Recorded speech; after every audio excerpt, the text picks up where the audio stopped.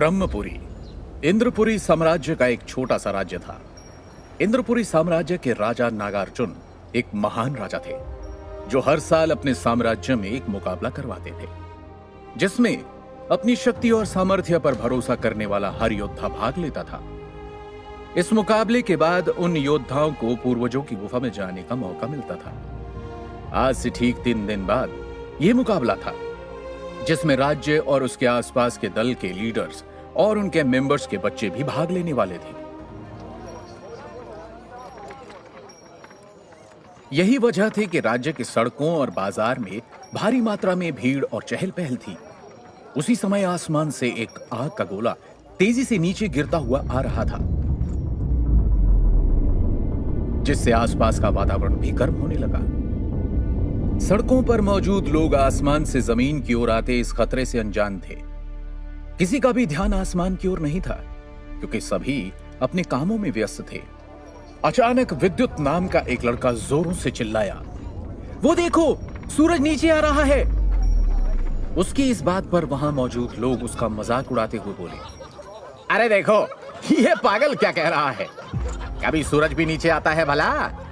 उस आदमी की बात सुनकर बाकी लोगों का ध्यान भी उस लड़के पर गया और एक दुकानदार बोला, ए पागल, चल भाग यहां से, सुबह सुबह काम खराब करने आ गया। इस पर वो लड़का बोला, पागल नहीं हूं मैं, बल्कि तुम सब मूर्ख हो। मेरा नाम विद्युत है, मैं तो चला, अभी तुम्हें भी यकीन हो जाएगा, एक बार ऊपर तो देखो। ये सुनकर वहां खड़े लोग हंसने लगे और उसकी बात पर ध्यान न देकर अपने काम करने लगे। ये देखकर वो लड़का बोला, मूर्ख हैं सब, चलो मुझे क्या।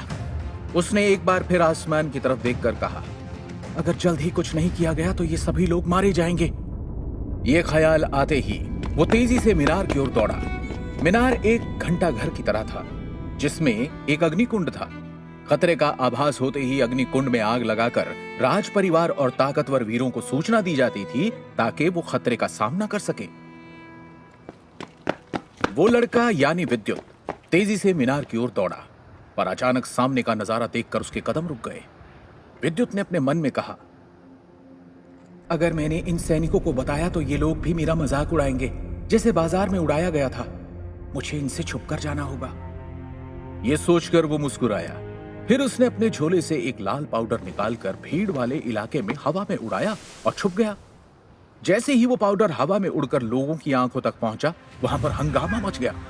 ऐसा होते ही सैनिकों का ध्यान उस ओर गया और इस बात का फायदा उठाकर विद्युत तेजी से मीनार पर चढ़ गया। एक सैनिक ने विद्युत को मीनार पर चढ़ते देख लिया और वो चिल्लाया, ए बालक, कहां जा रहा है? रुक रुक, वहां किसी को जाने की अनुमति नहीं है, रुक जा वरना तुझे दंड मिलेगा। सैनिक जोरों से चिल्लाते हुए उसके पीछे भागा। भले ही 14 साल का विद्युत कमजोर था, पर उसकी भागने की रफ्तार बहुत तेज थी। फिर भी विद्युत अभी बालक ही था, जबकि सैनिक एक ताकतवर योद्धा था। विद्युत मीनार की बड़ी मिसाल में आग लगाने ही वाला था कि तभी उस सैनिक ने अपनी शक्ति को जागृत कर तेजी से उसे पकड़ लिया। इधर आसमान से गिरता वो आग का गोला, जो कि एक महान योद्धा था, किसी योद्धा के प्रहार से आहत होकर नीचे गिर रहा था और उसके शरीर से आग की लपटें लगातार निकल रही थी। नीचे आते हुए वो आग का गोला अब किसी इंसान की तरह लग रहा था। उसके शरीर से निकल रही आग की लपटों के कारण कोई आम स्तर का योद्धा अगर उसे देखता तो शायद वो उसे आग का गोला या उल्का पिंड ही समझता। इधर मीनार में सैनिकों ने हाथ में मशाल लिए हुए उस लड़के को मीनार की बड़ी मशाल में आग लगाने से रोका, लेकिन विद्युत ने फिर भी तेजी से मशाल को मीनार के अग्निकुंड में फेंक दिया और अगले ही पल बड़ी मशाल जलने लगी। उस मशाल के जलते ही राज्य के चारों कोनों की मशालें भी एक एक करके जलने लगी। ऐसा होते ही राज्य के ब्रह्म पर्वत से एक शक्तिशाली इंसान हवा में एक नीली शक्ति के साथ तेजी से उड़कर मीनार के पास आ गया। नीचे खड़े लोग आसमान में उसको उड़ते हुए देख रहे थे। तभी एक इंसान बोला, वो देखो, ये तो राजघराने के रक्षक महान ऋतिक वेदा हैं। दूसरे लड़के ने कहा, हाँ भाई, लेकिन ये चेतावनी की मशाल किसने जलाई? क्या किसी ने राज्य पर हमला किया है? उस लड़के की ये बात सुनकर आसपास के लोगों ने एक नजर उसको देखा और फिर सभी की नजर महान वेदा की तरफ चली गई। महान वेदा मीनार के सामने आकर रुक गए और हवा में स्थिर हो गए। महान वेदा का चेहरा एकदम शांत था। उन्होंने कहा, क्या तुम मुझे बताओगे ये चेतावनी की मशाल किसने जलाई? अचानक उन्हें हवा में गर्मी का एहसास हुआ और उन्हें माजरा समझ आ गया। वो बिना सैनिकों का जवाब सुने आसमान की तरफ उड़ गए और उन्होंने तेजी से हवा में गिरते हुए उस ताकतवर इंसान पर अपनी बर्फीली शक्ति से प्रहार करके उसे हवा में गिरने से रोक दिया।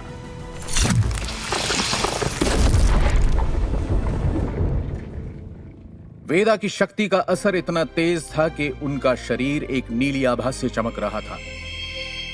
उनके शरीर से शक्तियां लगातार ऐसे निकल रही थी जैसे वो बहती हुई शक्तियों का कोई महासागर हो। ऋतिक वेदा एक जलमूल शक्ति के योद्धा थे।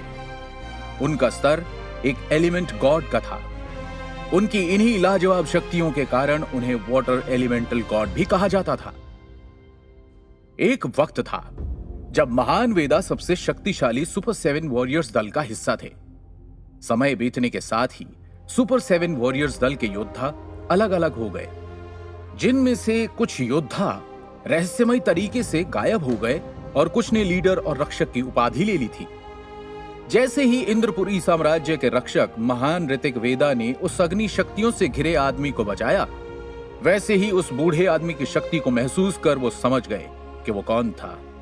ऋतिक वेदा ने अपनी आंखों को सिकोड़ते हुए उस बूढ़े आदमी को देखा और गंभीर होकर हल्के खींच भरे भाव में बोले, तुम क्या कभी एक जगह आराम से नहीं रह सकते?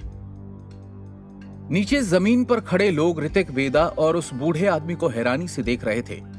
तभी एक लड़का जो कि योद्धा के कपड़े पहने था, वो गुरूर भरी आवाज में अपने साथ खड़े मित्र योद्धा से बोला, देखना, लीडर रक्षक वेदा इसको अच्छा सबक सिखाएंगे। तभी उस लड़के का मित्र योद्धा बोला, मुझे ऐसा नहीं लगता। अगर ऐसा होता तो अब तक एक खतरनाक लड़ाई शुरू हो चुकी होती मेरे दोस्त, क्योंकि मुझे वो बूढ़ा आदमी कपड़ों और उसके शरीर से निकलती शक्तियों से कोई मामूली आदमी नहीं लग रहा है। वरना वो इतनी ऊंचाई पर क्या कर रहा था बताओ? ऐसा कहते हुए वो अपने दोस्त को हैरान करने में कामयाब हो गया था। इधर एक सैनिक हैरानी के साथ आसमान में देख रहा था और विद्युत को कसकर पकड़े था। जैसे ही विद्युत ने देखा कि सैनिक का ध्यान उस पर नहीं है, तो वो उसे धक्का देकर वहां से भाग गया और भीड़ में जाकर छुप गया।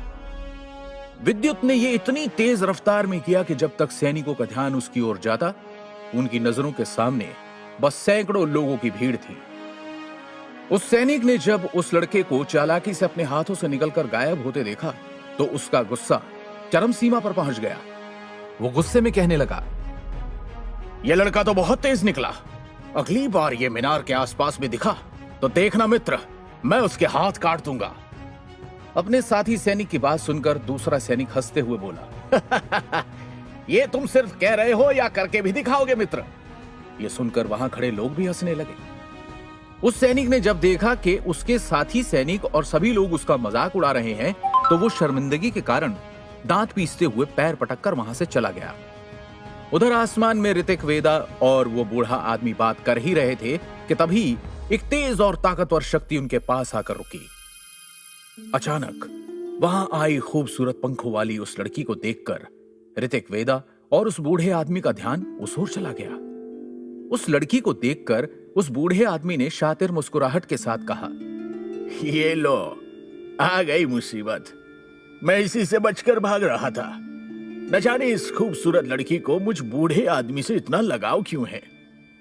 अचानक वहां एक तेज रोशनी आकर रुकी और सभी की नजरों के सामने एक सिल्वर रंग का टाइगर आया, जो शरीर से निकलती बिजली की तरंगों से बने पंखों के साथ हवा में उड़ रहा था। वो टाइगर नाराजगी से बोला, तुदुसी। उस टाइगर को देखकर वो खूबसूरत पंखों वाली लड़की के चेहरे पर मुस्कुराहट और आंखों में नाराजगी थी। वो शक्ति के 8वें स्तर पर थी, इसलिए उसकी बेल्ट पर 8 शक्तियों के 8 सितारे लगे थे। अगले ही पल वो लड़की अपनी मस्त अदाओं के साथ अपने सामने मौजूद 3 ताकतवर शक्तियों के बिल्कुल सामने आ गई। नीचे मौजूद सभी लोग उसके जिस्म को निहारने लगे। उसने लाल काले रंग के बहुत ही छोटे कपड़े पहन रखे थे, जिससे उसका गोरा शरीर साफ नजर आ रहा था। मदहोश निगाहें और खूबसूरत अदाओं के साथ वो लड़की हवा में अपने पंखों को धीमी रफ्तार से लहरा रही थी। इस लड़की का नाम था दुदुसी। ये अधर्मपुरी से थी, जिसे अब कालेश्वर के नाम से जाना जाता है, जो कभी एक देवस्थल हुआ करता था और शक्तियों के मामले में इस दुनिया का चौथा सबसे बड़ा रहस्यमय स्थान था। ऐसी 4 जगह हमारे देश में और थी। कालेश्वर राज्य के लीडर की छोटी बहन थी दुदुसी। जब दुदुसी ने देखा कि नीचे खड़े मामूली लोग उसके जिस्म को निहार रहे हैं, तो उसे बहुत बुरा लगा। उसने अपने 8 चक्रों को जागृत कर लिया, जिससे उसकी ऊर्जा इतनी बढ़ गई कि उन सब आम स्तर के लोगों और योद्धाओं की आंखों में जलन होने लगी। मजबूरन उन्हें अपनी आंखें बंद करनी पड़ी। उस समय किसी ने नहीं देखा कि भीड़ में मौजूद 2 आंखें अब भी उस लड़की को निहार रही थी। ये आंखें उस लड़के की थी जो मात्र 14 साल का था और अभी उसकी शक्तियां भी जागृत नहीं हुई थी।